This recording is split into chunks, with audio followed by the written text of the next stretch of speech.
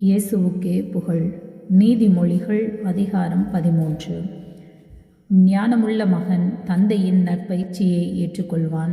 இருமாப்பு உள்ளவனோ கண்டிக்கப்படுதலை பொருட்படுத்த மாட்டான். நல்லோர் தம் சொற்களின் பலனான நல்லுணவை உண்கிறார். வஞ்சக செயல்களே வஞ்சகர் உண்ணும் உணவு. நாவை காப்பவர் தம் உயிரையே காத்துக்கொள்கிறார். நாவை காவாதவன் கெட்டழிவான். சோம்பேறிகள் உண்ண விரும்புகிறார்கள், உணவோ இல்லை. ஊக்கமுள்ளவரோ உண்டு கொழுக்கிறார். நல்லார் பொய்யுரையை வெறுப்பர், பொல்லாரோ வெட்கக்கேடாகவும் இழிவாகவும் நடந்து கொள்வர்.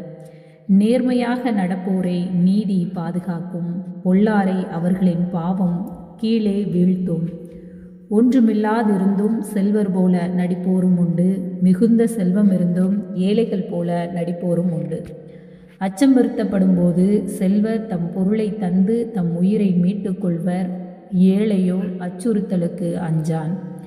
சான்றோரின் ஒளி சுடர்வீசி பெருகும், பொல்லாரின் விளக்கோ அணைக்கப்படும். மூடன் தன் இருமாப்பினாலே சண்டை மூட்டுவான். பிறருடைய அறிவுரைகளை ஏற்போரிடம் ஞானம் காணப்படும். விரைவில் வரும் செல்வம் விரைவில் கரையும், சிறிது சிறிதாய் சேர்ப்பவனின் செல்வமே பெருகும். நெடுநாள் எதிர்நோக்கி இருப்பது மனச்சோர்வை உண்டாக்கும். விரும்பியது கிடைப்பது சாகா வரத்தை பெறுவது போலாகும். அறிவுரையை புறக்கணிக்கிறவர் அழிவுறுவார். போதிக்கிறவரின் சொல்லை மதிக்கிறவர் பயனடைவார். ஞானமுள்ளவரது அறிவுரை வாழ்வளிக்கும் ஊற்றாகும். அது ஒருவரை சாவை விளைவிக்கும் கண்ணிகளிலிருந்து தப்புவிக்கும். நல்லறிவு மக்களின் நல்லெண்ணத்தை வருவிக்கும். நம்பிக்கை துரோகமோ கேடு அடைய செய்யும்.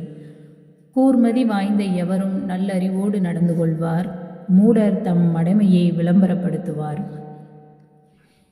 தீய தூதர் தொல்லையில் ஆழ்த்துவார், நல்ல தூதரோ அமைதி நிலவச் செய்வார். நல்லுரையை புறக்கணிப்பவர் வறுமையும் இகழ்ச்சியும் அடைவார். கண்டுப்புரையை ஏற்பவரோ புகழடைவர். நினைத்தது கிடைப்பின் மனத்திற்கு இன்பம், மூடர் தம் தீமையை வெறுக்காதிருப்பதும் இதனாலேயே.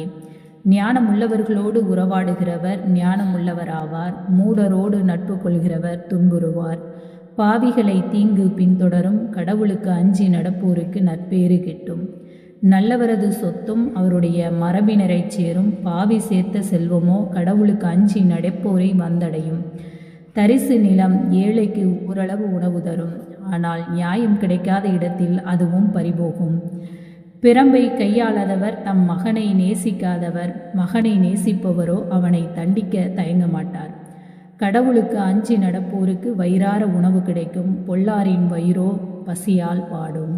ஆமேன்.